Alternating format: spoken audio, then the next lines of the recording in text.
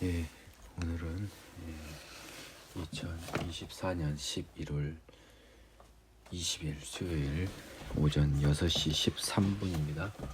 마가복음에 이전에 진행됐다가 멈췄던 8장 부분부터 들어가겠습니다. 잠깐 또 이야기를 하자면요. 여러분들은 그 예수님의 복음이 가난한 자나 이런 힘없는 사람들의 것이고 그 사람들의 전유물인 것처럼 생각하지 마십시오. 복음은 하나님의 것이지 가난한 자의 것이 아닙니다. 복음은 마음이 가난한 자의 것이지 돈이 없는 사람의 것이 아니에요. 복음은 능력 없는 자, 서민의 것이 아닙니다. 이 세상에서 대통령이 되든 국회의원이 되든 어떤 장관이 되든 간에요. 그 사람이 마음이 낮아져 섬기는 마음이 있는 자의 것이지 청소부하고 파출부한다 그래서 이 세상에서 돈 벌기 위해 섬기는다는 그 섬긴 게 아니죠. 남 허드렛 일 한다 그래서 그 사람들이 하나님의 자녀 되는 거 아니에요. 마음속에 더러운 마음이 있는 청소부는 지옥 갑니다. 오늘 왜 이 말씀을 드리냐면요. 공부를 하면 할수록 성경의 지혜는 굉장히 어려운 거기 때문에 인간적인 지혜도 필요하고요. 나아가서 영적인 지혜마저 필요합니다. 여러분들이 못 배우고 사회적 신분이 낮고 어렵다는 이유만으로 여러분이 하나님의 구원을 받는 건 절대 아닙니다. 하나님의 구원은 오직 마음이 깨끗한 사람에게만 향해 있을 뿐 원칙적으로는 구원의 문은 모든 사람에게 동일합니다. 부자가 천국에 가기 어렵다고 하여 가난한 자가 천국 가기 쉽다는 말이 결코 아닙니다. 여러분의 현재 지위가 낮다고 해서 여러분이 천국 들어갈 때 유리하다고는 생각하지 마시기 바랍니다. 또한 성경의 지혜를 얻기 위해서는 여러분이 영적인 그 지혜도 기도를 통해서 많이 구하시고 더 나아가서 어려운 성경입니다. 성경을 쉽다고 쉬운 책이라고 보는 그런 어리석음을 여러분 범하지 마십시오. 성경은 모르면 모른 대로 넘어가시고 알 때까지 반복되는 책이지 한 번에 여러분이 모두 이해할 수 있는 그런 쉬운 책 아니에요. 여러분들의 IQ로는 여러분들의 영적인 IQ입니다. 육적인 IQ가 아니라 한 번에 알아먹을 수 있는 그런 책이 아닙니다. 그리고 성경을 왜 읽어야 되냐고 누가 제게 묻거든 하느님과 대화할 수 있는 책이라는 거예요. 하나님과 건방지게 감히 대화할 수 있는 유일한 통로가 기도라고 하는 것도 있습니다. 기도라고 하는 것도 있는데요. 기도는 참 중요한 게요. 하나님이 다시 태어난 사람한테만 허락하는 소통수단이에요. 다시 태어나지 않는 사람의 기도는 한계가 있습니다. 근데 성경은 온전히 아직 다시 태어나기 전의 사람을 주타켓으로 하는 부분이 굉장히 많아요. 물론 성경의 몇몇 부분들, 상당 부분은 다시 태어나지 않은 사람은 볼 수가 없는 부분이 상당히 많습니다. 하지만 다시 태어나기 전의 사람을 하나님이 대화를 통하여 다시 태어나는 생명의 길로 이끄는 많은 말씀이 성경에 있어요. 따라서 여러분들이 다시 태어나기 전의 사람이라면 성경을 읽어서 단순히 그걸로 지식을 얻는 게 아니고 하나님과 대화하고 하나님이 숨겨놓은 생명의 길을 더듬어 찾아갈 수 있는 은혜가 임하기를 바랍니다. 오늘은 마가복음 8장 14절 바리새인들과 헤롯의 누룩부터 시작합니다. 제자들이 떡 가져오기를 잊었음에 배에 떡 한 개밖에 그들에게 없더라라고 했습니다. 예, 그 전에 한번 볼까요? 그 전에 아마 4천 명을 먹이시라 해서 또 7광주리를 자기에 거두었었습니다. 그렇죠? 예, 8장 8절요. 자, 이것들이요. 이 말을 보면요. 그 전에 오병이어의 12바구니는 분명히 챙겼어요. 근데 다시 또 7병 이사모 이제 4천 명을 먹이신 그 기적 앞에서 아이고 저분만 있으면 떡은 이제 아무 때나 생기는 거 아닙니까? 그래서 이때는 드디어 떡을 놓고 와 버립니다. 떡 한 개 갖고 왔어요. 누가 먹고 싶은 사람이 하나 가져왔나 봅니다. 예수께서 경고하여 이르시되 삼가 바리새인들의 누룩과 헤롯의 누룩을 주의하라 하시니 제자들이 서로 수군거리기를 이는 우리에게 떡이 없음이로다 하거늘. 여기까지만 볼까요? 바리새인들의 누룩, 헤롯의 누룩. 예수님은 지금 모든 사람의 누룩이 아니라 바리새인과 당시 그 유대의 갈릴리 분봉왕인 헤롯이 그런 누룩을 주의하라고 했습니다. 위선이죠, 위선. 누룩은 위선에 많이 비교되고 있습니다. 믿음 기준으로 누룩을 통해서 많이 자라니까 어떻게 보면 적은 믿음이 큰 믿음으로 변하는 의미의 누룩도 있지만 한편 부풀린 건 약간 가짜의 느낌도 있죠. 그렇죠? 그렇기 때문에 이 누룩이 긍정적, 부정적으로 둘 다 사용이 되고 있습니다. 이 사람들 제자들은요, 누룩은 떡하고 굉장히 연관이 깊은 또 단어입니다. 지금 빵을 부풀렸던 거 다 떡하고 우리 기준으로는 떡, 그들 기준으로는 빵하고 관련이 있죠. 이 누룩이 있고 없음에 따라서 유교병과 무교병으로 나뉘어요. 그렇죠? 그 6월절 이후에 먹는 무교절 때 먹는 누룩은 바로 이 누룩이 없는 그 떡을 말했다는 걸 여러분이 알고 있을 것입니다. 그렇기 때문에 애들은 누룩이라는 단어가 귀에 딱 들어온 겁니다. 야, 이게 떡을 안 가져왔어 이제 이거 혼나겠는데 라고 건방지게 은재는 만들어줄 줄 알고 믿고 있었는데 야, 이거 혼나게 생겼다라고 생각한 거죠. 그래서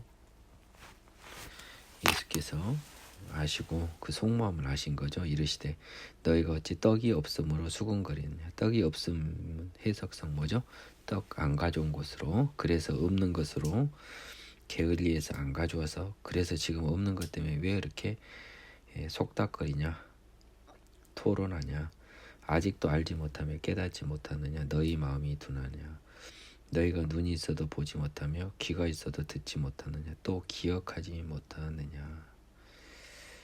눈이 있어도 보지 못하고 귀가 있어도 듣지 못하다는 것은 하나님의 아들을 보지 못하고 하나님의 아들의 말씀을 듣지 못한다는 거고요.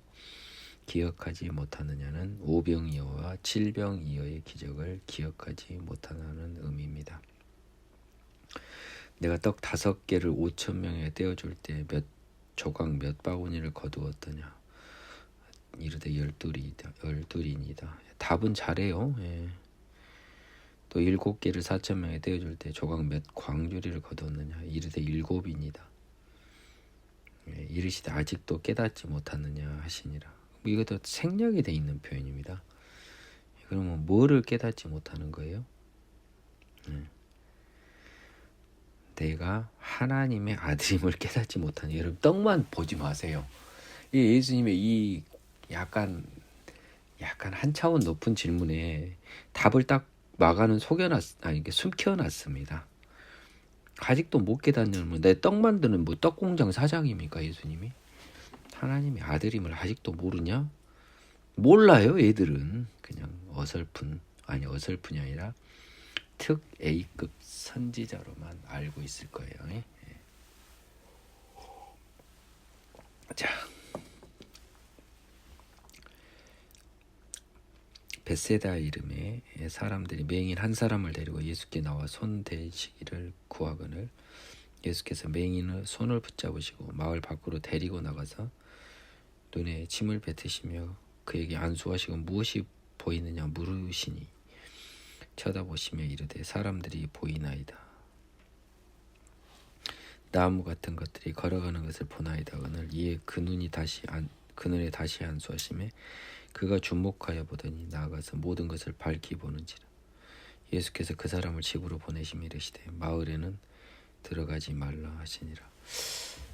요 기적도 굉장히 특이합니다. 마가복음만의 특이한 건데요. 그래서 저는 참 이게 의아합니다. 의아한데 이 마가라고 하는 복음서를 쓴 기자는요, 이 예수님의 그 행동에 유난히 작은 행동에 관심이 있었던 기자일 수 있습니다. 가령 눈을 뜨게 됐다면요, 결국은 이 사람들이 다 복음서를 쓴 거는 예수님이 하나님의 아들임을 안 다음에 썼거든요. 예, 그러면 이 세세한 부분을 생략할 수가 있는 겁니다. 하나님이라는 전제에서 요한뿐만 아니라 모든 사람이 하나님이란 전제에서 복음서를 썼을 테니까요. 예, 근데 유난히 마가는 지난 시간에도 이야기했지만 굉장히 구체적인 이야기를 쓰고 있습니다. 자, 한번 보겠습니다. 예수님이 눈에 침을 안 뱉으면은 안 고쳐져요? 예, 귀로 손을 뚫어야 귀가 뚫리나요? 지금 이것은 우리가 참 상상하기 어려운 부분입니다. 그러니까 당시 마가의 눈에는 나가서 눈에 침을 뱉으시고 그에게 안수하시는 걸로 보였는데요. 이게 마가의 눈에 그렇게 멀리서 비춰졌는 것으로 보일 수 있어요. 이거는 모르는 겁니다. 이 진실은 정확히 모르는 거예요. 그리고 만일 가까이서 마가가 눈에 침을 뱉으시며 그에게 안수하시고 무엇이 보이느냐 물으시느냐.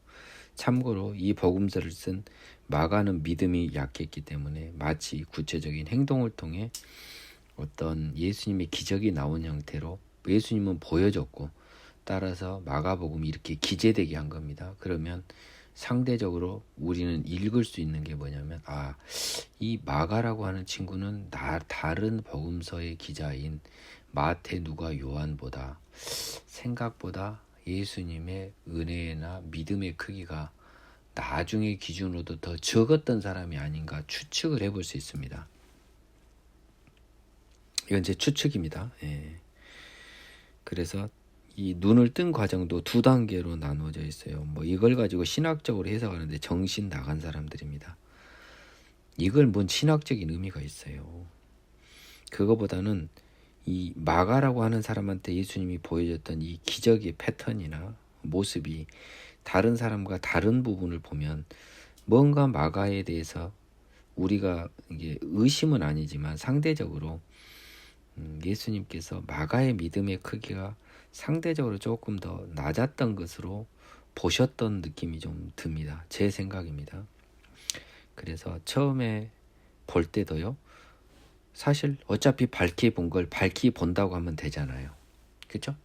근데 서서히 보이다가 다시 또 안수하니까 주목하여 보니까 모든 것이 밝히 보인다는 두 단계로 써졌는데, 이걸 가지고 어쩌고 저쩌고 신학적 의미로 해석하면 우리 학교 다닐 때 교수님 이야기네.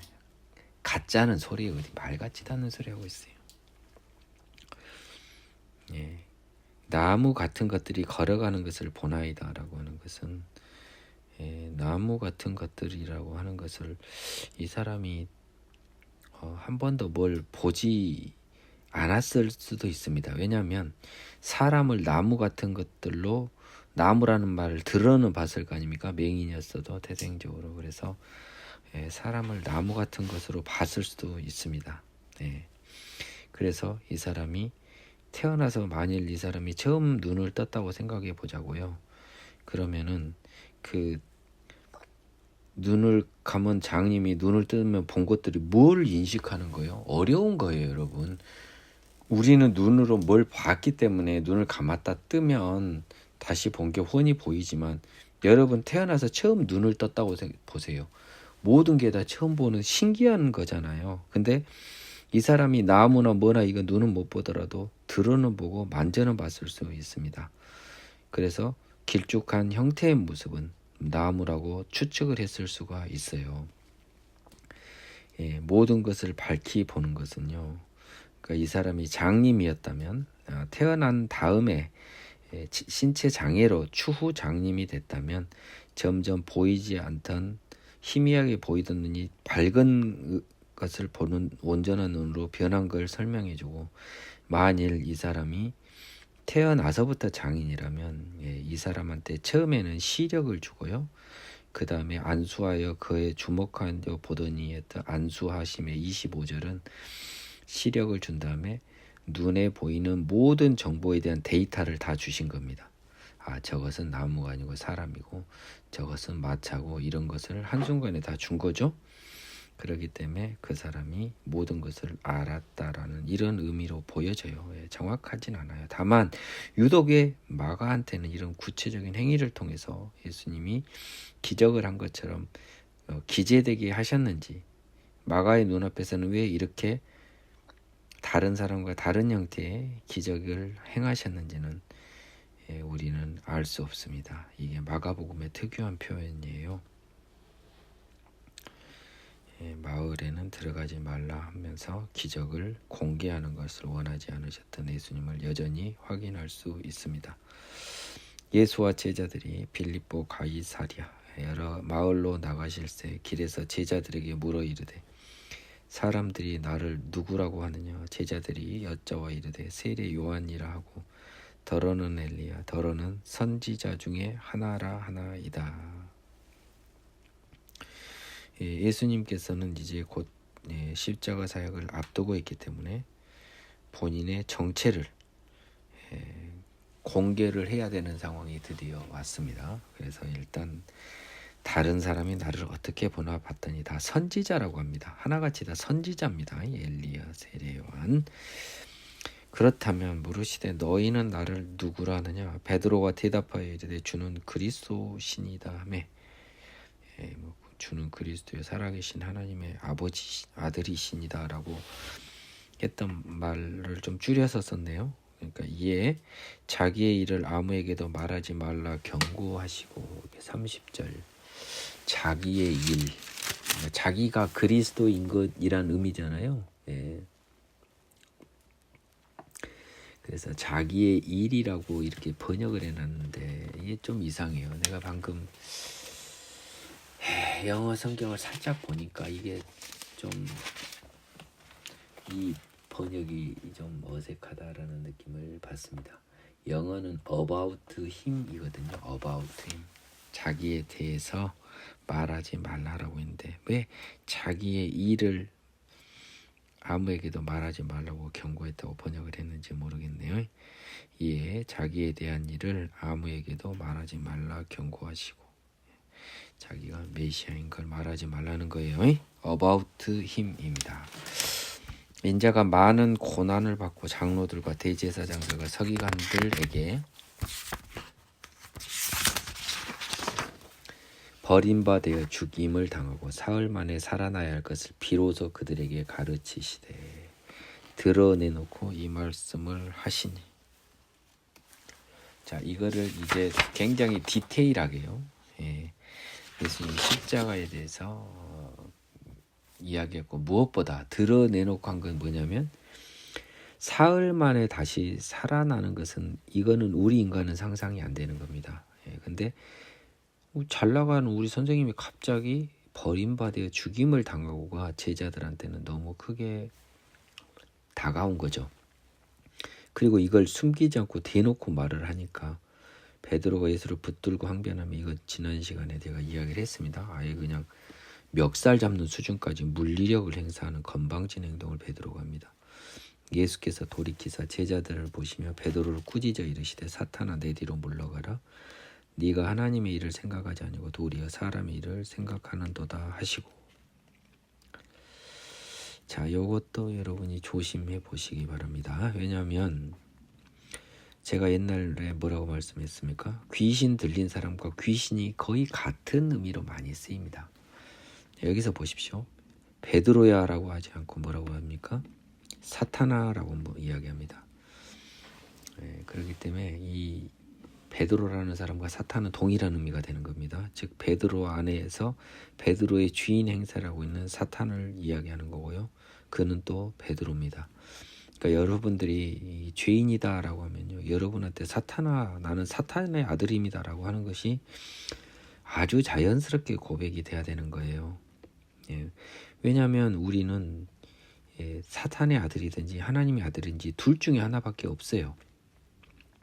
베드로는 없는 겁니다. 베드로라고 하는 사람은 있기는 있지만 실질 그의 주인이 사단의 아들 베드로나 하나님의 아들 베드로일 뿐이에요. 그러면 엄밀한 의미로는 베드로는 없는 거예요. 그렇죠? 그래서 네가 하나님의 일을 생각하지 않고 도리어 사람의 일이니까 이 사람의 일을 뭘로 바꾸면 될까요? 제가 퀴즈를 드리겠습니다. 3초의 시간을 드릴게요. 사탄의 일을 생각하는 도다 하시면 맞아요. 방금 제가 이미 설명하면서 다 힌트를 줬어요. 그래서 사탄의 생각이었다는 겁니다. 지금 이 죽임을 당하고 죽임이 전부라고 생각하는 사단의 생각 아닙니까? 사흘 만에 다시 살아나야 할 것, 이게 하나님의 일이죠. 이것도 은혜 속에 임하네요. 하나님의 일이 바로 사흘 만에 다시 살아나야 할 거네요. 이건 또 처음 보네요.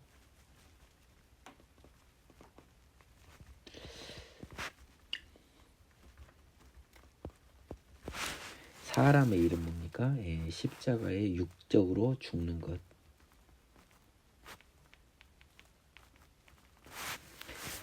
딱 베드로의 마음을 본 거 아닙니까? 너는 지금 내가 죽을 것만 생각하고 사는 것, 하나님의 일은 생각 안 하잖아. 그래서 사탄의 일, 하나님의 일, 영적인 부활, 육적인 죽음. 여기가 또 숨어 있었네요. 이거 뭐 제가 지금까지 몰랐던 겁니다. 여러분들은 신비함을 체험하시고요. 여러분들의 더러움을 고백하세요. 더러운 죄인들, 여러분들의 더러운 마음이 훤히 보입니다. 무리와 제자들을 불러 이르시되 누구든지 나를 따라오려거든 자기를 부인하고 자기의 십자가를 지고 나를 따를 것이니라. 여기 무리라고 하는 건 제자들하고 분리된 개념 아닙니까? 그래서 이 가이사랴 빌립보에서 지금 베드로랑 이렇게 이야기하실 때요, 소위 12사도를 제외한 나머지 예수님을 따르는 많은 군중들이 있었습니다. 영어에서 The crowd라고 했어요. 적지 않는 무리가 함께 있었습니다. 자기를 부인하고 자기 십자가를 지고 나를 따를 것이니라 라고 하는데요, 십자가를 지다라고 하는 표현이 당시에는 관용적인 표현으로서 뭡니까? 예수님 그 십자가 처형당하실 때 군병들한테 희롱당하고 채찍질 당하고 이제 골고다까지 갈 때 십자가를 지가 끌고 가요. 예수님이 끌고 갑니다. 그러면 십자가를 지고라고 하는 것은 정확히는 십자가를 끌고입니다. 끌고. 여러분들이 이게 십자가에 매달리는 것, 못 박히는 것과 십자가를 끌고 죽으로 걸어가는 그 적지 않은 여정, 몇백 미터든 이렇게 질질 끌고 가는 이 여정은 약간 의미가 달라요. 그렇기 때문에 십자가를 지고, 즉 십자가를 끌고 누구를 따라가는 것은, 나를 따라가는 건 십자가를 끌고 따라가는 사형 집행자가 따라가는 거 아닙니까? 뭡니까? 죽으러 가는 거예요. 그러면 자기를 부인하고 자기 십자가를 지고 나를 따르다라고 하는 것은 자기 죄의 몸인 자기의 육신을 버리고요, 죽을 마음을 먹고 의의 주인이신 하나님을 따라야 된다는 것입니다. 그래서 자기 목숨을 죽이고 내일 죽어도 상관없다라는 마음을 가지지 못한 사람들은 예수님 근처에도 결국은 못 갑니다. 이 마음을 하나님이 만들어 주시는 거지만요, 이거는 우리 믿음의 본질적인 부분입니다. 누구든지 자기 목숨을 구원하고자 하면 잃을 것이요 누구든지 나와 복음을 위하여 자기 목숨을 잃으면 구원하리라. 사람이 만일 온 천하를 얻고도 자기 목숨을 잃으면 무엇이 유익하리요? 사람이 무엇을 주고 자기 목숨과 바꾸겠느냐? 누구든지 이 음란하고 죄 많은 세대에서 나와 내 말을 부끄러워하면 인자도 아버지의 영광으로 거룩한 천사들과 함께 올 때 그 사람을 부끄러워하리라. 여기서는 여러분들이 당연히 잘 아시겠지만요. 35절과 35절에 나온 목숨과요. 36절과 37절에 나온 목숨이 좀 다릅니다. 35절에 나온 목숨은 자기의 육적인 세상의 목숨 생명입니다. 내 육적인 목숨을 구원한다라고 하는데 이것이 참 표현이 좀 지키려고 한다라고 하는 것이 맞아요. 영어는 어떻게 영어에서 하필 또 wants to save their life라고 했는데요. 여러분이 이 의미를요 이렇게 해석하면 안 돼요. 이 킹제임스와 NIV에서도 공통적으로 save his life라고 했습니다. save라고 하는 가장 큰 뜻은 구하다는 뜻은 맞아요. 죽음에서 건지는 걸 구하다는 의미로 표현했는데 저는 이거를요 목숨을 지키려 한다라고 저는 바꾸고 싶어요. 왜냐하면 이건 육적인 목숨입니다. 여러분들이 이렇게 읽는 게 훨씬 정확한 거예요. 뭐 여러분들 뜻에 따를게요. 알아서 하세요. 뭐 듣기 싫으면 알아서 하시고 누구든지 자기 목숨을 지키려고 하면 잃을 것이요. 누구든지 나와 복음을 위하여 나의 복음을 위하여입니까? 나와 복음 아닌가요? 한번 보겠습니다. 나와 복음을 위하여죠. 이렇게 오타도 제가 알아먹을 수 있는 건 공부를 많이 한 대가예요. 누구든지 나의로 써놨어요. 제가 타이핑을 하다가 나와 복음을 위하여 자기 목숨을 버리면으로 하면 됩니다. 그쵸? 구원하리라. 자기 목숨을 버리면 구원하리라. 이것도 좀 이상해요. 한번 보겠습니다. 영어 성경을 보겠습니다.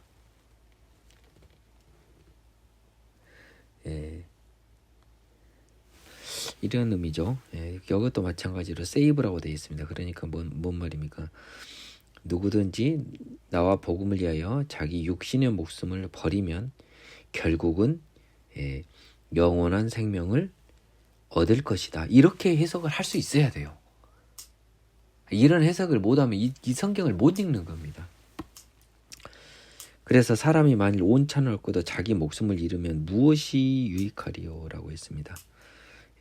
그래서 제가 아까 말했던 35절의 육적 목숨과 대비한 이제 나와 복음을 위해서 자기의 육적 목숨을 잃어서 영원한 생명을 얻은 사람은 결국 승리자죠. 근데 온 천하를 얻었어요. 근데 자기의 목숨 영원한 생명 이거는 라이프 대신 이 soul이라고 영어로도 써졌거든요.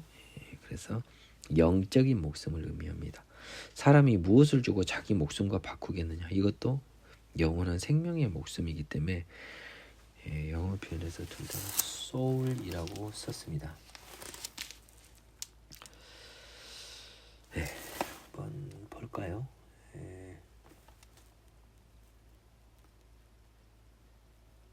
이건 킹제임스 NIV 버전 모두가 동일한 단어인 soul을 썼어요. life 대신. 그래서 영원한 생명을 의미한 것을 영어 성경을 통해서도 확인을 할 수 있습니다. 누구든지 음란하고 죄 많은 세대라고 해서 사탄의 세대잖아요. 근데 죄의 대표적인 표상이 바로 이 음란임을 또 이게 잘 보셔야 됩니다. 나와 내 말을 부끄러워하다라고 하는 것은 어떤 의미일까요? 영어 성경을 한번 보겠습니다. ashamed of me and my old in this adulterous. ashamed라는 건 부끄러워한다는 거죠. 영어 표현이 똑같습니다. 그러면 나와 내 말을 부끄러워한다라고 하는 것은 무슨 뜻일까요? 복음을 부끄러워하는 거잖아요. 그렇죠?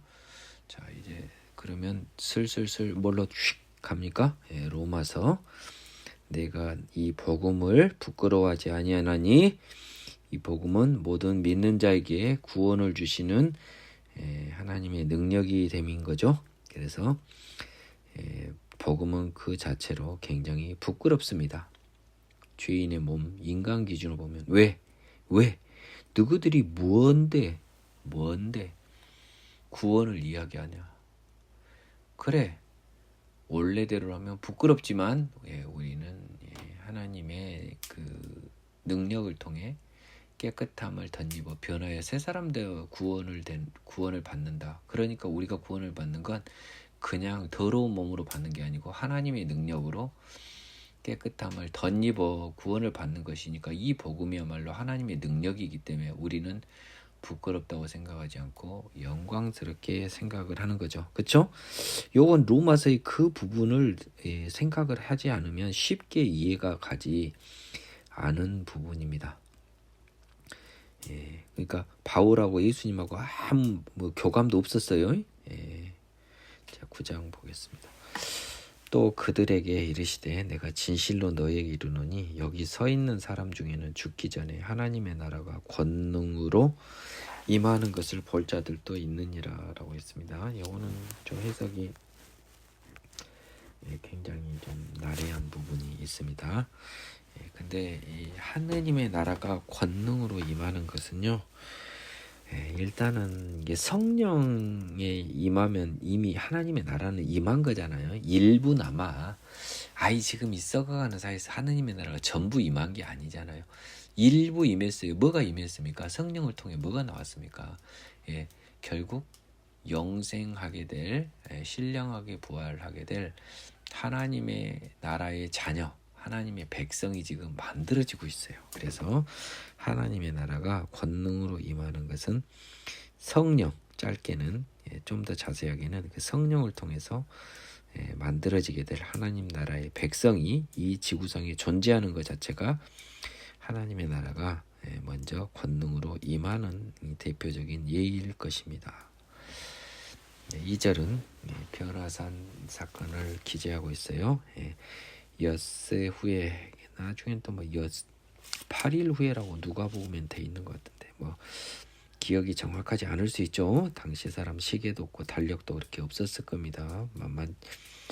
우리처럼 종이 달력이 없었을 거예요. 엿새 후 예수께서 베드로와 야고보와 요한을 데리고 따로 높은 산에 올라가셨더니 이 3명 데리고 갔습니다. 이 따로는 나머지 제자들은 놔둔다라는 의미잖아요. apart by, 따로 떼서 3명을 따로 떼서 산에 올라가셔서 그들 앞에 변형대사, 진짜 짧은 국어 지식을 보여주는 거예요.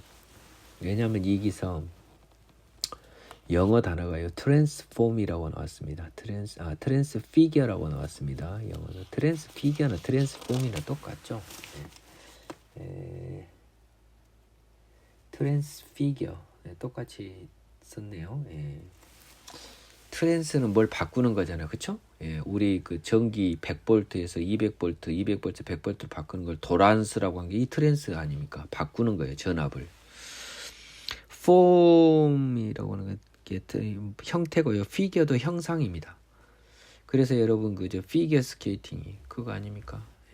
빨리 달리는 스피드가 중요한 게 아니고 이쁜 모양을 만드는 게 중요해서 김연아 같은 애들은 피겨 스케이팅이라고 하잖아요. 그러면 모양을 바꾸는 거잖아요. 그러면 그들 앞에서 변형대사라고 쓰는 것은 조금 좀 촌스러워요. 아무리 봐도 촌스럽습니다.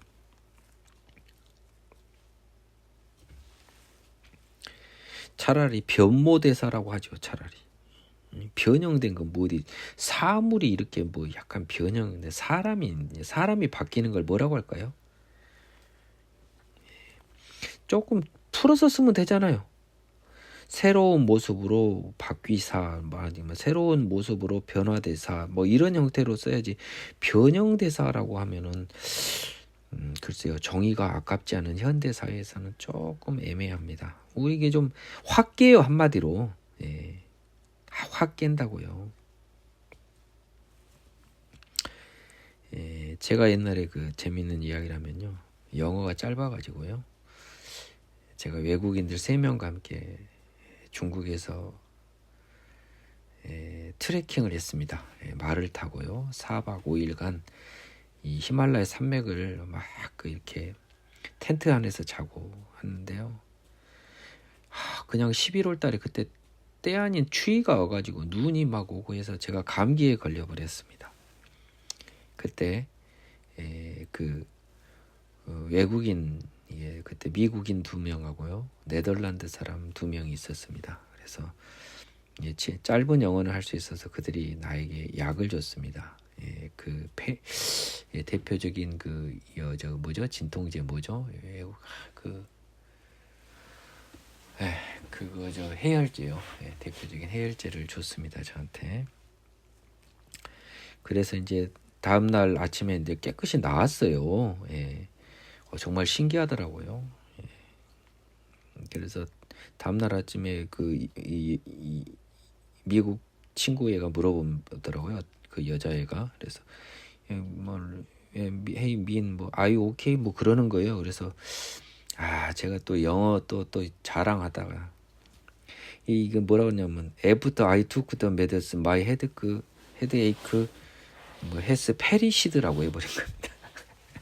내가 이게 좀 이 영어를 착각한 거예요. 그래서 이 번역하면 뭐냐면 페리시드는 사실 죽다라는 뜻입니다. 멸망하다는데 내가 뭐라고 한국말로 한 거냐? 야, 내가 약 먹었더니 내 두통이 멸망했어 라고 한 겁니다. 내 두통이 멸망했다 그래도 의미는 통하죠. 사라졌다, 없어졌다, 나았다, 다양한 말을 쓸 수 있는데 해필 멸망했다고 써버린 겁니다. 죽었다고 써버린 거예요. 내 두통이 죽었어. 이렇게 확 깨는 표현이라고요. 이 변형대사가.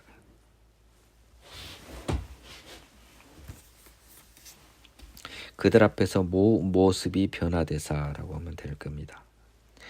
이것을 두 어절로 나누는 게 좀 더 정확해요. 이제 어떻게 변화되었냐 보니까 그 옷이 광채가 나고요. 입으셨던 옷이 광채가 나고 세상에서 빨래는 그렇게 희귀할 수 없을 만큼 매우 희어졌더라라고 했습니다. 저는 이 관념을 이 책을 읽으면서는 조금 정확히 찾기는 어려웠는데 제가 최근에 꿈을 꿔서 제가 간증을 했던 이야기 아시죠? 호련히 변화되더라고요. 야, 그렇게 깨끗할 수 없는 걸 내 눈으로 봤습니다. 그래서 이 느낌이 지금 굉장히 살아있어요. 저한테는 이 엘리야와 모세와 함께 그들에게 나타나 예수와 더불어 말하거늘. 그래서 이제 엘리야와 모세가 함께 그들에게 나타나라고 하는 건 지금 이제 환상 속에 딱 들어온 겁니다. 지금 엘리야와 모세가요. 제자들 눈에는 보여요. 지금 세 사람 눈에는. 예수랑 막 이야기를 하고 있는 거예요. 이 당시 내용은 십자가 사역을 이야기한 것처럼 다른 복음서에 기재가 되어 있습니다. 얘들은 이제 멘붕이 왔겠죠. 근데 여러분들이 조금 조심해야 되는 게요. 얘들이 모세고 엘리야인지 어떻게 알았을까요? 이건 여러분이 한번 생각해 보세요. 끝나고 나서 예수님이 그 두 사람 누구예요? 그랬더니 모세하고 엘리야이냐 이렇게 이야기했을 수도 있고, 유대인들이 그 생각하는 그 모세와 엘리야, 특히 엘리야는 그 특유의 그 외모에 대한 관념, 딱 털옷을 입고 가죽띠 띠고 이런 거 있지 않습니까? 이런 것 때문에 그들이 당연히 알았는지 상상은 여러분의 몫입니다. 그래서 이 베드로가 예수께 고하되 라비여 우리가 여기 있는 것이 좋사오니 우리가 초막 셋을 칠 때 하나는 주를 위하여 하나는 모세를 위하여 하나는 엘리야를 위하여 하사이다 하니 이는 그들이 몹시 무서워함으로 그가 무슨 말을 할지 알지 못함이다라고 했습니다. 저는 이것이 베드로가 그 어떤 하나님의 사람들을 못 도망가게 지켜서 어떤 편익이나 유익을 누리려고 한 걸로 생각을 했는데요. 나머지 복음서의 해석은 그렇진 않더라고요. 뭔 말을 할지는 모르니까, 뭔 말을 해야 될지는 모르는데 일단 하느님한테 착하다는 소리는 듣고 싶은 거예요. 그래서 이제 저분들이 거할 집 한 채씩 마련해 준다는 소리입니다. 우리말로 하면. 이제 내려오셨으니까 이 땅으로 저분들 여기서 편히 거하실 곳을 제가 한번 마련해 보겠습니다. 이런 뭔 어이없는 소련 말을 한 거예요. 지금 지도 뭔 말 한지도 모른다고 써졌습니다. 이런 어이없는 말하고 정신 하나도 없는데 하필 그때 구름이 와서 그들을 덮으며 구름 속에서 소리가 나되 이는 내 사랑하는 아들이니 너희는 그의 말을 들으라 하는지라. 자, 요것이 이제 중요합니다. 자, 이제 소리를 들어버렸습니다. 이건 명백히 하나님의 소리예요. 그래서 이들은 죄인의 몸을 하나님 앞에 나와서 죽을까봐 머리를 땅에 박고 그냥 아이고 죽었네 살려주세요 하고 있는 상황입니다. 그리고 나서 이제 사실 문득 둘러보니 아무도 보이지 않고 오직 예수와 제자들 뿐이었더라는데 다른 복음서 보면 얘들 머리를 못 들어요. 그래서 야 예수님이 야야 고개 들어 해서 일어선 겁니다. 보니까 이제 이 두 사람은 사라져 버렸습니다. 모세와 엘리야는. 얘들은 이것 때문에 지금 아주 멘붕 아닌 멘붕을 또 당합니다. 이 사람들은 뭘 본 겁니까? 환상을 본 거예요. 그러니까 변화산, 변형 다 환상의 산이에요. 기본적으로. 그러니 환상을 경험 못한 여러분들이 어찌 성경을 알겠어요. 내가 여러분을 무시합니까? 아니에요. 안타까운 거예요. 그들이 산에서 내려올 때 예수께서 경고하시되 인자가 죽은 자 가운데서 살아날 때까지는 본 것을 아무에게도 이르지 말라 하시니라고 했습니다. 그래서 이 당시 주인공 중에 한 명이었던 요한복음서에는 이 변화산 사건이 기재가 되어 있지 않습니다. 변화산 사건은 공관복음서에만 나와요. 공관복음서 중에서 이 마가복음과 마태복음에만 나오는 것 같아요. 그들이 이 말씀을 마음에 두며 서로 문의하되 죽은 자 가운데 살아나는 것이 무엇일까 하고 이제 얘들 미천 드러난 거 아닙니까? 지금까지 한 번도요 죽은 자 가운데 살아나는 것이 무엇일까 하고 제자들이 고민하는 것이 나와 있지 않아요. 그냥 한 귀로 듣고 한 귀로 흘렸어요.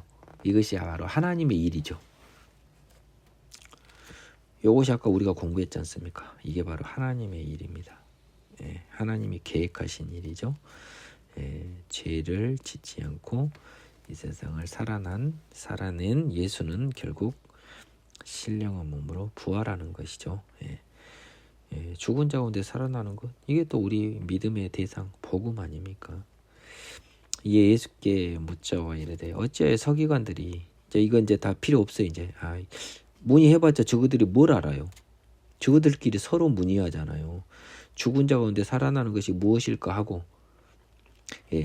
자, 근데 그것이 뭔지는 모르겠는 거예요. 답이 안 나왔어. 그러면 일단은 뭐 메시아 비슷한 건가 보다라고 이제 눈치는 챈 겁니다. 이것들이 눈치는 빨라서. 그래서 그럼 예수한테 묻습니다. 메시아는 분명히 말라기서 보면 저그들이 안 게 아니라 서기관들, 성경 전문가인 서기관들이 말라기에서는 내가 먼저 엘리야를 보내리니라고 되어 있어요. 엘리야가 온다는 게 아니라 말라기 마지막에 찾아보세요. 이미 강의했고요. 그러면은 엘리야가 먼저 와야 한다는데 아직 엘리야도 안 왔는데 왜 죽은 자 가운데 다 살아나는 것, 즉 메시아 이야기를 왜 하십니까? 이 말입니다. 그러니까 이르시되 엘리야가 과연 먼저 와서 모든 것을 회복하거니와 어찌 인자에 대해 기록하기를 많은 고난을 받고 멸시를 당하리라 하였느냐.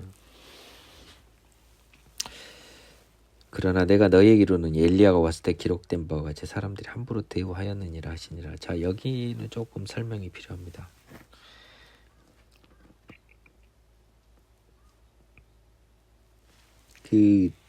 먼저요. 엘리야가 과연 먼저 와서 모든 것을 회복하거니와 라고 써져 있는데요. 자, 이 부분 관련해서 12절이죠. To be sure, Eliah does come first and restore all things. 이 NIV 버전입니다. 확실히 엘리야가 과연 먼저 왔다. 그리고 모든 것들을 회복하고 있다라고 쓰고 있습니다. 이 현재형으로 써져 있다는 것에 조심하셔야 돼요. 지금 이 당시 기준으로요, 이 현재형으로 쓰고 있는 걸로 봐서는요,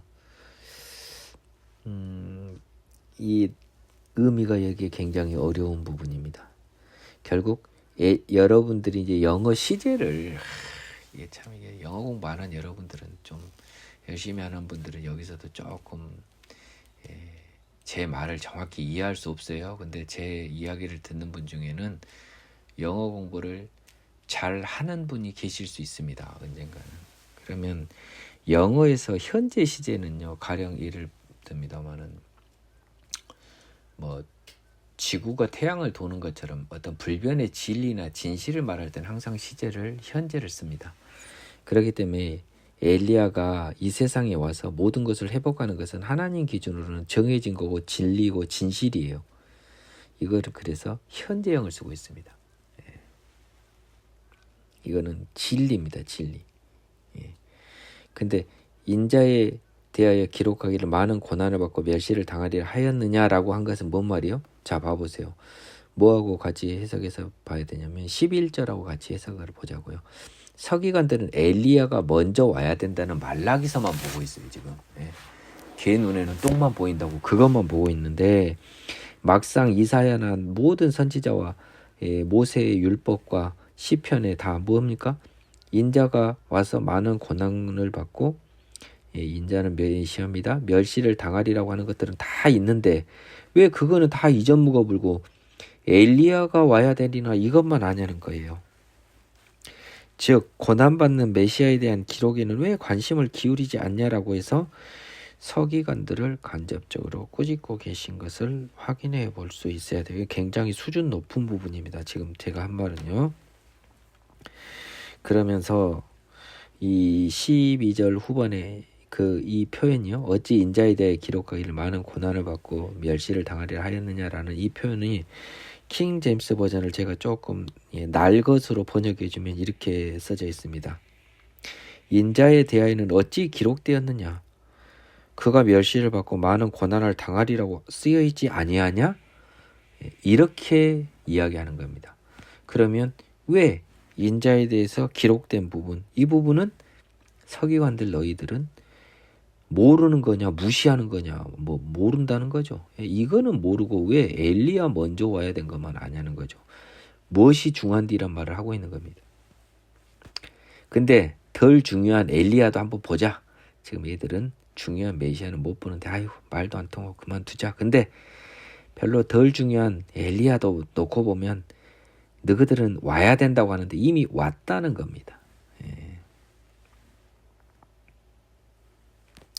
그런데 기록된 바와 같이 사람들이 함부로 대우하였다고 했는데요. 오는 선지자 엘리야를 사람들이 함부로 대우한다라고 하는 것은 말라기서에는 기재가 안 돼 있습니다. 그렇죠? 근데 그 세례 요한에 관해서요. 그 광야에 외치는 자의 소리, 주의 길을 예비하는 자 그에 대해서요. 그 사람들의 목소리를 듣지 않을 것이라는 게 어디에 기록이 돼 있나 봐요. 잘 모르겠습니다. 지금 어디에 있는지요. 이제 갑자기 아무 생각 없이 봤는데요. 도대체 먼저 온 엘리야, 즉 세례 요한이 사람들이 함부로 대우했다는 기록이 있다는 거예요. 구약 성경이겠죠, 당연히. 구약 성경에서 세례 요한이 어디에서 이렇게 그 함부로 대우를 받을 것이란 기재가 있는지는 제가 찾아봐야 되고 여러분이 찾아보세요. 그들이 제자들에게 와서 보니 큰 무리가 그들은 이제 예수님과 세례 요한과 아닙니까 요한 사도 요한과 야고보와 베드로 즉 아까 변화산에 갔던 사람들입니다. 제자들은 그 3명을 제한 나머지 9명인지 뭐 나머지 제자들이겠죠. 와서 보니 큰 무리가 그들을 둘러싸고 서기관들이 그들과 더불어 변론하고 있더라. 그러니까 많은 사람들하고 서기관들하고 막 옥신각신 지금 토론하고 있는 거예요. 그러면 또 역으로 볼 수 있는 게 뭐냐면 이 갈릴리 무식쟁이들이 나름 뭐 좀 안 겁니다. 예수 따라다니면서요. 그러니까 서기관들하고 변론을 하는 거죠. 이런 것도 추정을 해봐야 됩니다. 여러분이. 온 무리가 곧 예수를 보고 매우 놀라며 달려와 문안하거늘. 자 여기 느낌을 보면 뭡니까? 온 무리는 뭡니까? 예수를 보고 기뻐하며 문안한 거 보면 변론에서 깨졌단 소리예요. 느낌상. 그래서 아유 이제 우리 드디어 선생님 오셨네. 아이고 이제 살았다. 말싸움에서 밀렸던 거예요. 예수께서 물으시되 너희가 무엇을 그들과 변론하느냐. 이제 뭔 말인데 토론인 줄 알았던데 이제 무리 중에 하나가 대답하다 뭐라 하냐, 뭔 토론 문제가 아니었나 봐요. 선생님, 말 못하게 귀신 들린 내 아들을 선생님께 데려왔나이다. 귀신이 어디서든지, 그러니까 그 말이 뭔 말이냐면 나중에 보면 막 이렇게 했던 건 왜 너희들 옛날에 뭐 귀신 쫓는 것 같더니 못 쫓냐, 뭐 너희들 뭐 사입이 아니냐, 뭐 별의별 소리가 있었던 거예요. 귀신이 어디서든지 그를 잡으면 거꾸러져 거품을 흘리며 이를 갈구며 그리고 발이 해지는지라 내가 선생님의 제자들에게 내쫓아 달라 했으나 그들이 능히 하지 못하더이다. 대답하여 이르시되 믿음이 없는 세대야 내가 얼마나 너희와 함께 있으며 얼마나 너희에게 참으리요. 그를 내게 데려오라 하심에 이에 데리고 오니 귀신이 예수를 보고 곧 아이로 심히 경련을 일으키게 하는지라 그가 땅에 엎드러져 구르며 거품을 흘리더라. 예수께서 그 아버지에게 물으시되 언제부터 이렇게 되었느냐 하시니 이르되 어릴 때부터니이다. 귀신이 그를 죽이려고 불과 물에 자주 던졌나이다. 그러나 무엇을 하실 수 있거든 우리를 불쌍히 여기사 도와주옵소서. 지금 이제 상황은 귀신 들린 아들을 못 고치고 있어서요. 아버지가 예수님한테 데려왔습니다. 그래서 이 증상을 설명해 주고 있습니다. 그래서 이 귀신이 들리면 거꾸러져 거품 흘리고요. 이를 갈며 팔이 해져 간다는 건 전형적인 약간 간질하고 비슷한 증상 같아요. 그래서 선생님 제자들 나머지 9명한테 부탁을 했는데 못 앞디다라고 했습니다. 이 느낌에는 이게 정확히 설명은 안 돼 있지만 정황상 예수님의 제자들이 귀신을 내쫓는다는 소문은 난 거예요. 근데 이거 와봤더니 헛방이 돼요라고 뭔가 약간 이 아버지 말씀에서는요. 이 제자들 당신 제자들 맞아요. 이거 다 가짜들 아니에요. 뭐 이런 느낌이 지금 굉장히 강해요. 그러니까 망신을 당한 겁니다. 예수님은. 그렇죠? 자기가 잘 가르쳐 놨는데 능력도 줬는데 지금 못한 거예요.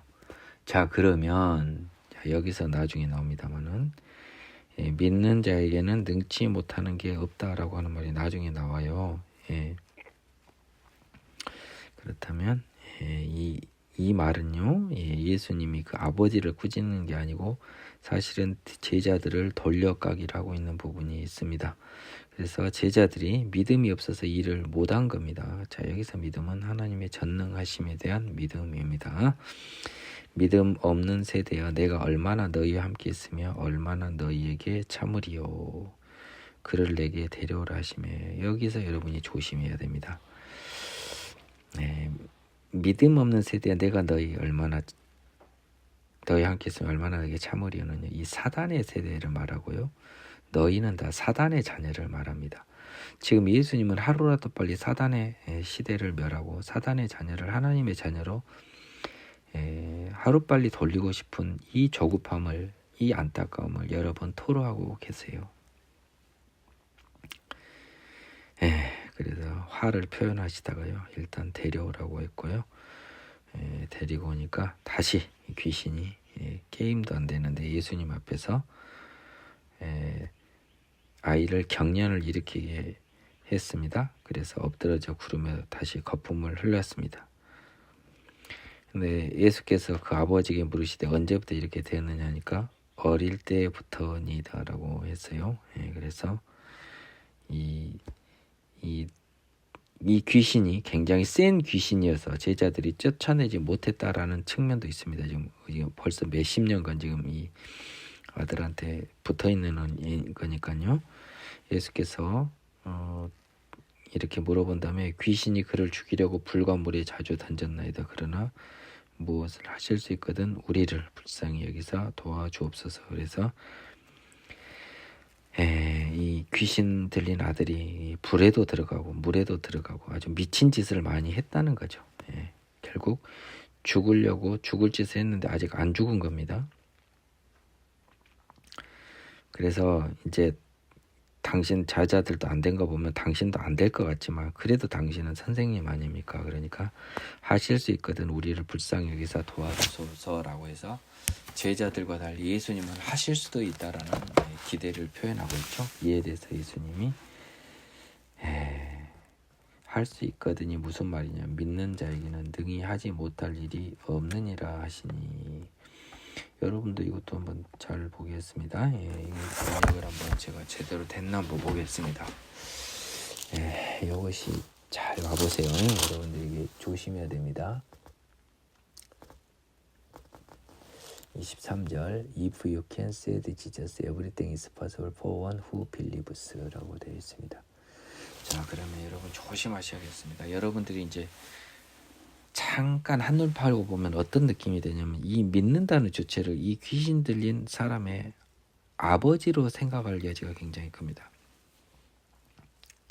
근데 명백히 예수님께서는 뭡니까? 능히 하지 못할 일이 없다라고 했어요. 그러면 믿는 자는 누굽니까? 예수님을 말하는 거죠. 예수님은 하나님의 전능하심을 온전히 알고 모든 것에 대해서 아시는 분이잖아요. 그래서 예수님한테는 능하지 못할 것이 없다라고 했습니다. 자신을 믿는 자로 표현하고 있어요. 예수님이. 유의해서 보시기 바랍니다. 곧 그 아이의 아버지가 소리를 지르되 내가 믿나이다. 나의 믿음 없는 것을 도와주소서 하더라. 이것 때문에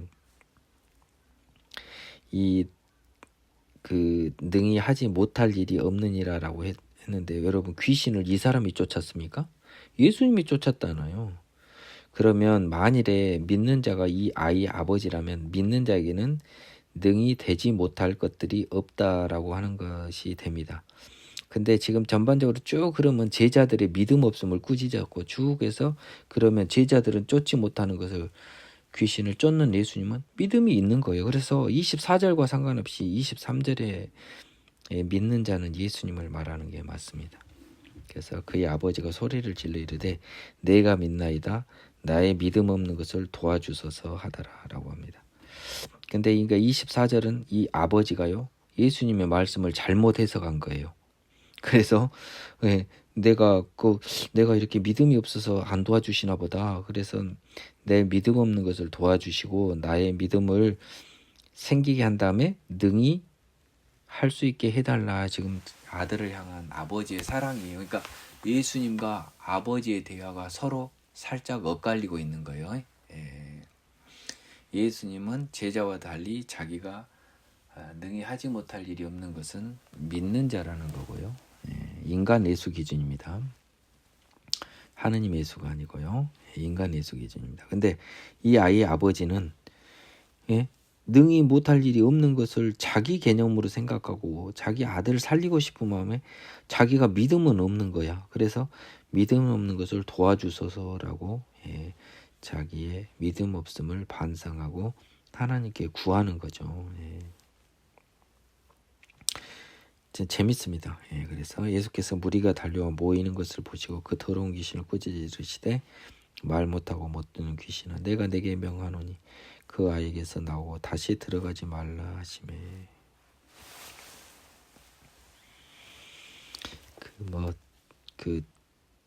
이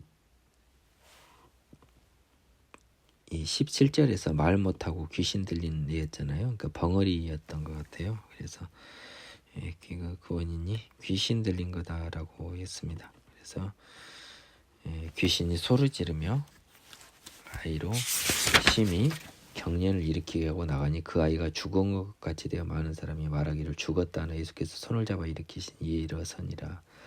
집에 들어가시며 제자들이 조용히 묻자오되 우리는 어찌하여 능히 그 귀신을 쫓아내지 못하였나이까. 이르시되 기도 외에 다른 것으로는 이런 종류가 나갈 수 없느니라 하시니라.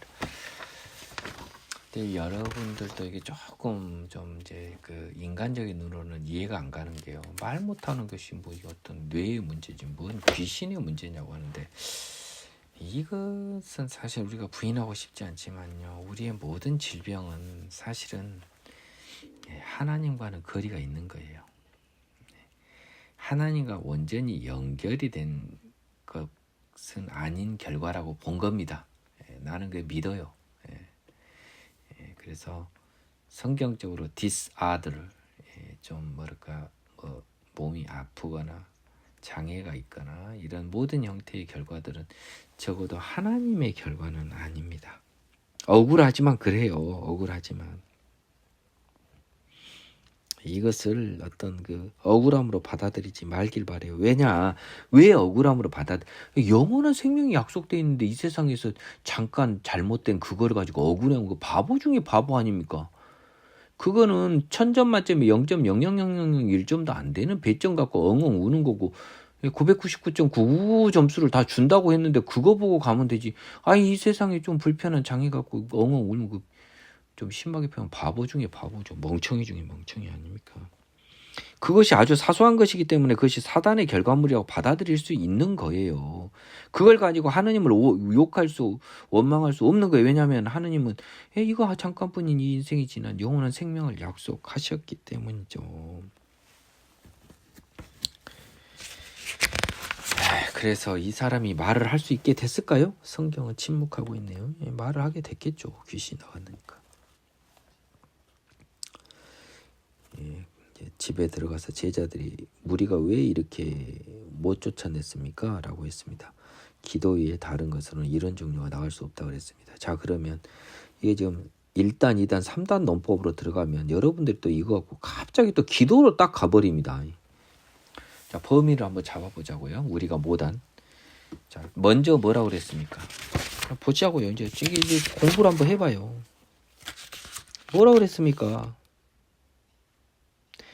믿음이 없는 세대야. 그렇죠? 믿음이 없어서 못 쫓아냈다가 정답이에요. 그렇죠? 그렇잖아요. 자, 그럼 29절의 답변은 이겁니다. 예수님의 답변은 너희들 믿음이 없어서 쫓아내지 못한 거야. 그러면 기도 외에 다른 것으로는 이런 종류, 즉 믿음을 통한 귀신을 쫓아내는 능력이 나갈 수 없다 이 말이에요. 그러면 기도는 뭐다? 믿음을 만들거나 키우는 그런 수단이 된다는 겁니다. 그렇죠? 지금 기도로 뭘 막 한 방에 봐버린다 이게 아니에요. 기도가 믿음을 키운다라고 그렇게 해석하는 게 맞아요. 그렇죠? 그렇기 때문에 이 누가복음에서는요. 기도하고 패스팅이라고 하는 금식도 나와 있습니다. 그래서 기도와 금식이 믿음을 키우는 데 도움이 되는 건 맞아요. 따라서 제가 이걸 보고 금식을 시도해 본 거 아니겠습니까? 30절 그것을 떠나 갈릴리 가운데로 지날새 예수께서 아무에게도 알리고자 아니하시니 이는 제자들을 가르치시며 또 인자가 사람들 손에 넘겨져 죽임을 당하고 죽은 지 3일 만에 살아나리라는 것을 말씀하셨기 때문이더라. 그러나 제자들은 이 말씀을 깨닫지 못하고 묻기도 두려워하더라. 왜 이렇게 힘듭니까? 지금 이제 변호사에서 내려와서 치료한 다음에 이제 그것을 떠납니다. 어딘지 몰랐습니다. 그나물의 그 밥이고 갈릴리 지역입니다. 갈릴리 가운데로 이제 떠납니다. 근데 그때부터는 이제 아무에게도 알리고자 하지 않았어요. 그 다음에 이는 제자들을 가르치시며 이건데요. 이게 참 우리 이 성경 번역은 굉장히 많은 접속사를 많이 생략해요. 근데 이게 한번 보겠습니다. 58절이 킹제임스 번역에서는 생략이 된 것 같은데요.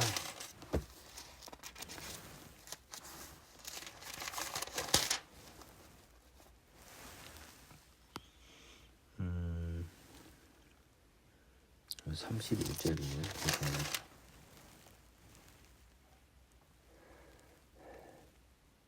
여기도 for가 있습니다. 그러니까 이 지금 영어에서는요. 다 왜냐하면 because for라는 왜냐하면이라는 접속사가 둘 다 들어가 있어요. 그래서 여기는 무조건 들어가야 됩니다. 이걸 이렇게 막 써버리면 어떻게 해요 진짜 이 번역한 사람. 그래서 34절 앞에는 31절 앞에는 왜냐하면 이는 제자들을 이미 가르쳤습니다. 뭐라고요? 인자가 사람들 손에 넘겨져 죽임당하고 3일 만에 살아나려는 것을 말씀했어요. 예. 그래서 십자가 사역을 제자들한테 다 이야기를 했습니다. 예. 그렇기 때문에 이제 아무에게도 알리지 않고 그냥 이제는 죽으러 간다 이 말입니다. 네. 이제 더 갈릴리에서 할 일이 없고 예루살렘 간다 이 말이에요. 이 죽는단다 이야기했으니까.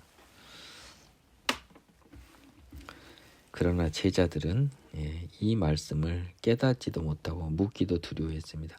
예수님은 뭡니까? 이 말을 다 했기 때문에 이제 갈릴리에서 할 일 다 끝났고 예루살렘만 가면 되는 거잖아요. 그렇죠? 근데 제자들은 그 뭐 죽고 3일 만에 살아난다 이 말이 뭔 소련 말이냐. 그리고 예수님이 죽는다는데 묻기도 두려워한 게 예수님 걱정해서 그런 거예요. 저그들 신세가 망쳐버릴까봐 닭 쫓던 개 돼버릴까봐 두려워했던 거겠죠. 그렇죠? 마가는 이걸 잘 알고 있었습니다. 가버나움에 이르러 집에 계실 새에 제자들에게 물으시되 너희가 길에서 서로 토론한 것이 무엇이냐 하시되 그들이 잠잠하니 이는 길에서 서로 누가 크냐고 쟁론하였습니다.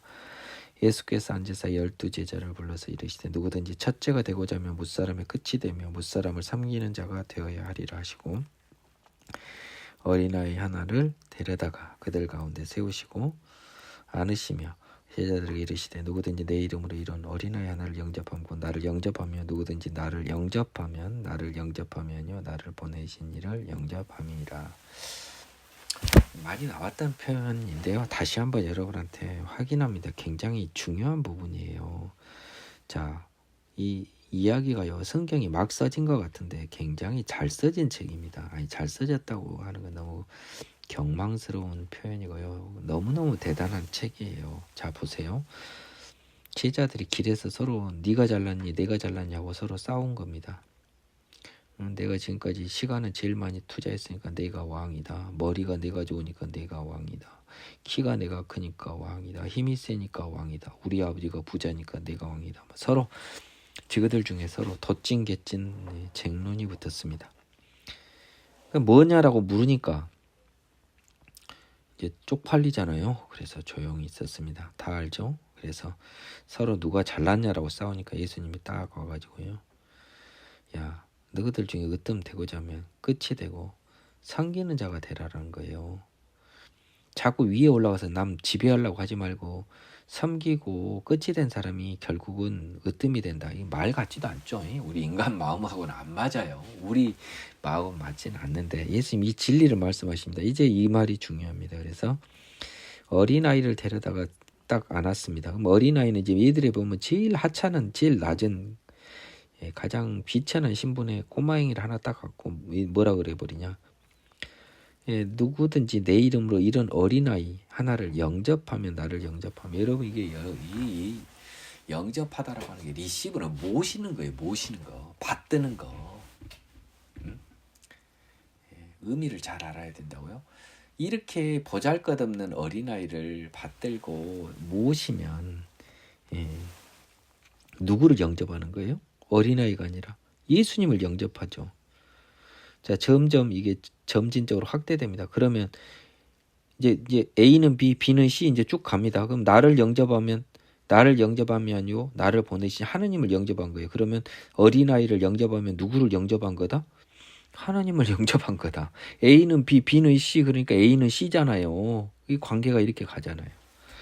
그래서 가장 낮은 사회적으로 신분이 낮은 의미입니다. 어린아이는. 그래서 가장 하찮은 사람, 누구도 존중하지 않고 누구도 모시지 않고 누구도 받들지 않는 그 사람을 받든다면 그 사람은 그 어린아이를 받든 게 아니고 결국 하나님께 충성하고 받든 꼴이 된다라고 하는 거예요. 그래서 가장 낮은 자를 받던 사람이 결과적으로 누구를 받든 꼴이 돼버렸어요? 하나님을 받든 꼴이 돼버렸잖아요. 그 사람이 가장 높은 사람이 돼버렸어요. 근데 왜 자꾸 남을 부려먹으려고 남 시켜먹고 위에 군림하려고 서로 싸우냐. 요한이 예수께 여짜되 선생님 우리를 따르지 않는 어떤 자가 주의 이름으로 귀신을 내쫓는 것을 우리가 보고 우리를 따르지 아니하므로 금하였나이다. 예수께서 이르시되 금하지 말라. 내 이름을 의탁하여 능한 일을 행하고 즉시로 나를 비방할 자가 없느니라. 우리를 반대하지 않는 자는 우리를 위하는 자니라. 누구든지 너희가 그리스도에게 속한 자라야 물 한 그릇이라도 주면 내가 진실로 너희에게 이르노니 그가 결단코 상을 잃지 않으리라. 여기까지만 할까요? 예. 아이고 이렇게 힘들나. 시간은 왜 이렇게 잘 갑니까? 아유.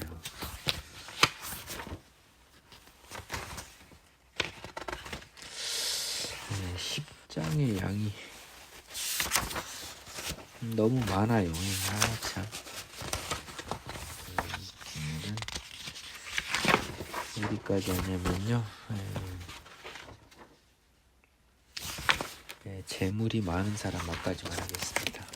앞으로 이제 시간을 꼭 장제를 구분할 수는 없고 거기까지만 할게요. 요한이 예수님한테 우리를 따르지 않는 어떤 자라고 하는 것은요, 자기 12사도에 속하지 않은 사람이에요. 영어 표현이 우리를 따르지 아니함으로가 NIV 버전에서 뭐라고 썼냐? He is not one of us. 그가 우리 중에 하나가 아니라서, 즉 우리 패거리에 속하지 않아서요. 그런데 그 사람이 예수 이름으로 귀신을 내쫓는 거 우리가 봐버린 겁니다. 근데 우리 패거리가 아니고 우리 클래스, 우리 모임이 아니에요. 그러니까 야, 너 라이센스도 없는 녀석이 함부로 우리 선생님 이름 팔아가지고 이러지 말라고 한 겁니다. 인간적인 욕심이죠. 이 선생님 우리 거야. 네가 뭔데 우리 선생님 이름을 팔아. 그런데 예수님 뭐랍니까? 내 라이센스는 모든 사람한테 다 줬다. 너희들만 아니다. 금하지 말아라. 내 이름을 의탁하여 능한 일을 행하고 나를 비방할 자가 없다는 거예요. 자, 예수 이름을 의탁하여 능한 일을 행하고 즉시로 나를 비방할 자가 없다. 영어 표현을 한번 보겠습니다. For no one who does a miracle in my name can in the next moment say anything bad.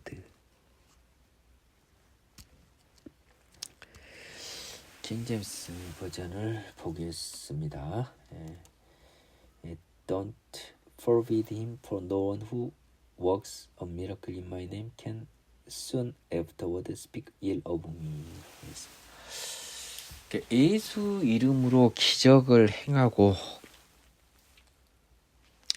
나를 비방할 자가 없다라고 하는 것은요, 예수 이름으로 기적을 행한 사람은 나의 사람이다 이 말이거든요. 그렇죠? 예. 근데 이제 여기 이제 뭔 말이냐? 지금 이제 오히려 예를 들면은 이상한 사단이나 이단들이요, 뭐 예수 이름에 의탁하여 능한 일을 행한다라고 하면은,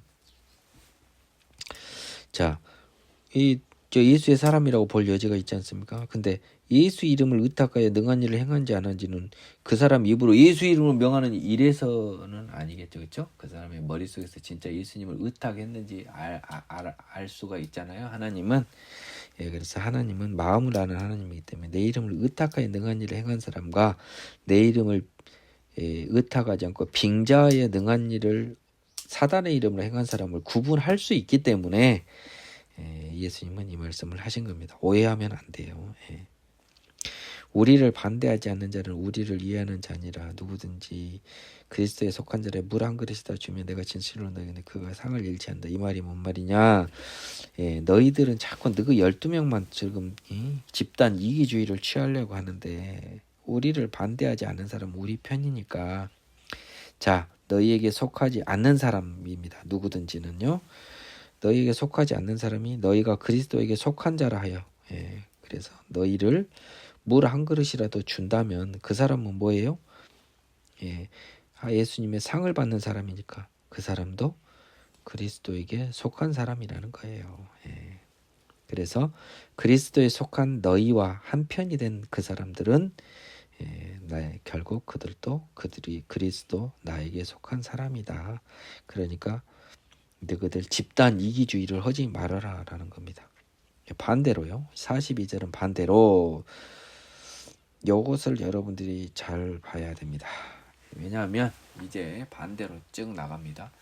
이제 너희들은 집단 이기주의를 이 안에만 들면 별것 다 가만히 있어도 자연스럽게 자연뽕으로 속된 말로 당연히 이 어떤 구원을 받고 원하는 목적에 다다를 수 있는 것처럼 이 속에 든 것, 너희가 제자 속에 든 것만으로 그 자체로 다 된 것처럼 생각하는데 누구든지는 사도들을 대상으로 하는 말입니다. 사도 중에 누구든지 나를 믿는 이 작은 자들 중에 하나라도 실족하게 하면 연자맷돌이 목에 매어 바다에 던져지는 것이 낫다. 죽는다는 말이죠. 목에다 맷돌 메고 바다에 들어가면. 그러니까 뭔 말이냐. 너희들과 비록 사도라도 나를 믿는 이 작은 자들은 뭐예요? 너희에게 속하지 않지만 우리를 반대하지 않는 사람입니다. 너희를 위해서 물 한 그릇이다 주는 이 작은 자입니다. 잘 봐야 돼요. 그러니까 그냥 자울자울 하지 마요. 지금 이 사람들을 실족하게 한다는 말은 죄를 범하게 한다는 말입니다. 어디 발 헛디딘다는 거예요. 죄를 범하게 한다. 이 대표적인 게 그 청지기 아닙니까? 너 100이냐? 50 써라. 100에 80 써. 이게 줄여주는 거. 이게 이제 지가 실족하게 한 거 아닙니까? 다른 사람을 범죄하게 한 거잖아요. 얘가 그 말 안 시켰으면 적어도 그 죄는 안 했을 거 아닙니까? 그래서 그러는 거는 너도 죽는다. 사도라도요. 만일 네 손이 너를 범죄하게 된 찍어버리라. 장애인으로 영생에 들어가는 것이 두 손을 가지고 지옥 곧 꺼지지 않는 불에 들어가는 것보다 나으니라. 네 발이 너를 범죄하게 하거든 찍어버려 다리 저는 자로 영생에 들어가는 것이 두 발을 가지고 지옥에 던져지는 것보다 나으니라. 만일 네 눈이 너를 범죄하게 하면 빼버리라. 한 눈으로 하나님 나라에 들어가는 것이 두 눈을 가지고 지옥에 던져지는 것보다 나으리라. 거기에서는 구더기도 죽지 않고 불도 꺼지지 아니하느니라. 사람마다 불로서 소금 치대담을 받으리라. 소금은 좋은 것이로되 만일 소금이 그 맛을 잃으면 무엇을 이를 짜게 하려 너희 속에 소금을 두고 서로 화목하라 하시니라. 소련말도 이런 소련말이 없어요. 막 뒷부분 이어지는 것이 막 그냥 연관도 없이 이어진 것 같고 어이가 없어요. 근데 좀 자세히 보자고요. 자, 이제 지금 이 흐름을 잘 보시라고요. 자, 오늘은 여기까지만 해야겠습니다. 어쩔 수 없네요. 흐름을 잘 보자. 왜냐? 요한이라고 하는 것은요. 이 우리에 속했나 안 속했나를 가지고요. 편을 가른 겁니다. 예수님의 사람과 그렇지 않은 사람으로요. 그냥 우리 12사도 제자에 드냐 안 되냐를 가지고. 그래서 예수 이름으로 귀신을 내쫓는 자도 뺀지를 놔버렸다는 겁니다. 예수님 그러지 말라는 겁니다. 너희에게 물 한 그릇을 주면 그들 역시 내 사람이라는 거예요. 반대로 누구든지 사도 너희들 지금 자연뽕이라고 생각하는 누구든지 이 나를 믿는 이 작은 자 아까 말했지 않습니까?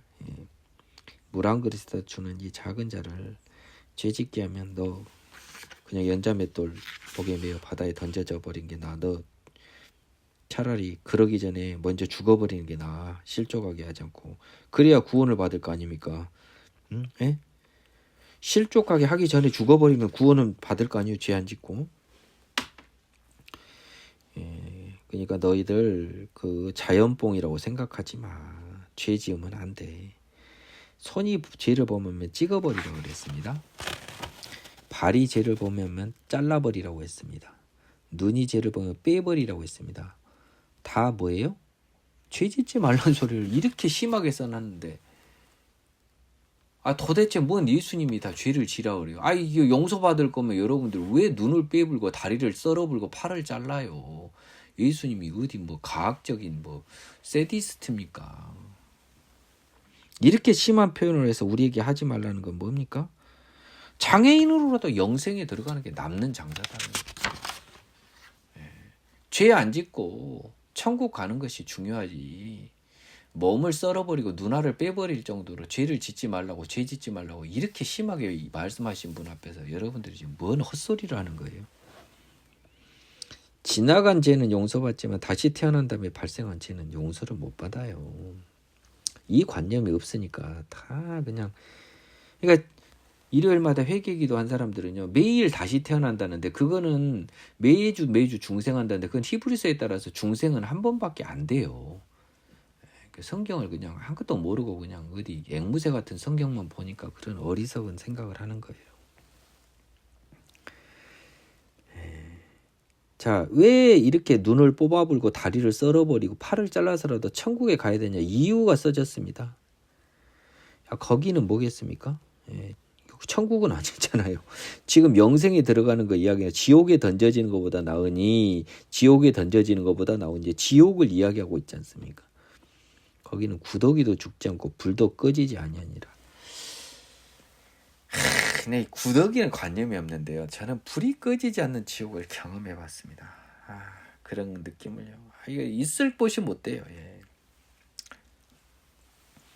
당해 보세요, 여러분들. 정신 차려 보세요. 거기 가서 게임 다 끝난 다음에요. 예. 구더기까지 안 죽는다니까 더 힘드네요. 구더기까지 안 죽고 불도 꺼지지 않고. 사람마다 불러서 소금치듯 함을 받으리라라고 했습니다. 이게 좀 표현이 좀 재밌는데요. 불로 너를 음식으로 양념해버린다 이 소리예요. 이 말이라고요. 영어 표현이. 영어 표현 for everyone will be seasoned with fire. seasoned는 그 양념하다라는 뜻입니다. 음식 그 만드는 거 있지 않습니까? 시즌이 계절이라는 뜻도 있잖아요. 근데 동사로서는 양념을 해버리는 거예요. 버무려 버리는 거예요. 예, 거기는 그 너희들은 그냥 어디 저 음식 양념하듯이 불로 너희들 요리해 버린다는 겁니다. 지옥에서. 그리고요, every sacrifice will be seasoned with salt. 이 sacrifice는 지옥의 제물입니다. 지옥의 제물들이 소금으로 또 양념이 돼버려. 불로 양념되고 소금으로 양념돼 버리다. 그러니까 사람마다 불로서 소금치듯 함을 받으리라는 뭔 소련말 같은 번역이에요. 이게 이 번역한 사람이 이게 좀 정신 차려야 돼요. 제가 오늘 여기서 마무리하기 때문에 이 부분에 관해서 이 영어 성경을 한번 보겠습니다. 48절. 킹 제임스 버전은 제가 이미 봤어요.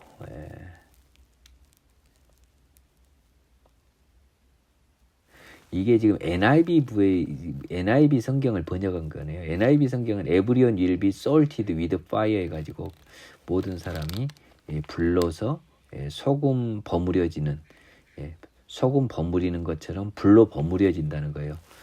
우리 김치 그 김장할 때 있잖아요. 딱 그 소금으로 절이잖아요. 그런 것처럼 불로 절여버린다 이런 느낌인데 이건 정확하지 않아요. 이거보다 어떤 느낌이냐면 킹 제임스 버전에서는 모든 사람이 불로 요리돼 버리고 그리고 또 모든 사람이 소금으로도 요리돼 버리고 불로 양념해 버리고 소금으로도 양념해 버리는 느낌이에요. 그러니까 이제 기본적으로는 불이 중요한 거죠. 우리 인생에서 세상에서 요리는 소금으로 하지 않습니까? 근데 그 지옥에서 너희 지옥의 희생물들은 불로 요리돼 버린다는 겁니다. 불이 양념이 되는 거예요. 무서운 이야기입니다.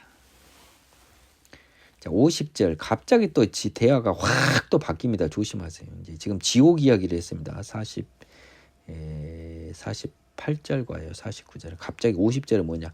지금 제가 아까 말했습니다. 요것을 잘 봐야 된다고. 공부할 때 멍 때리면 안 된다고. 42절 또 누구든지라고 해서 이건 다 사도들을 이야기했지 않습니까? 그렇죠? 사도들이라고 내가 이야기했어요. 자, 구원 받는 걸로 착각하고 있는 사도들을 이야기했습니다. 이 사도들은 기본적으로 소금이에요. 이 소금은 사도들을 말하는 겁니다. 소금은 좋은 거죠. 왜? 예수님의 제자니까. 근데 예수님의 속성을 가져야 소금인 거죠. 제자인 거죠. 만일 소금이 그 맛을 잃으면 이제 사도가 이제 예수님의 제자로서의 속성을 잃어버렸어요. 죄를 지어버려요. 그러면은 무엇으로 짜게 하겠냐고요. 무엇으로 소금 맛을 유지하겠냐고요. 맛을 잃어버리면 소금이 아니라는 말입니다.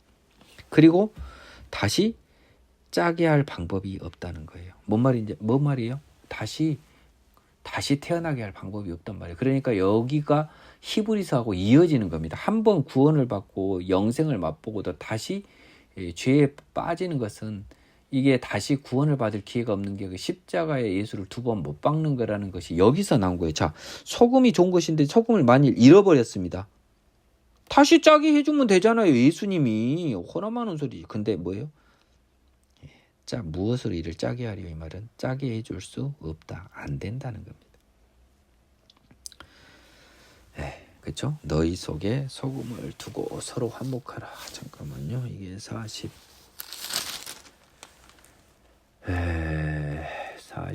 50절이네요. And be at peace with each other. Have salt among yourselves. 자, 이것도 해석을 굉장히 잘해야 됩니다. 이게 참 성경이 어렵네요. 저도 뭐 옛날에 몰랐어요. 자, 그래서 이 말씀은 뭐냐? 너희 속에 소금을 두고라고 하는 것은 이 의미를 잘 해석해야 돼요. 너희가 뭡니까? 소금의 속성을 잃지 말고 너희의 소금을 너희 제자들 모두는 소금의 속성을 잃지 말고 짜게 하는 그 속성, 예수님 제자로의 속성, 죄 없는 하나님의 자녀로의 속성을 잃지 말고 서로 화목해라.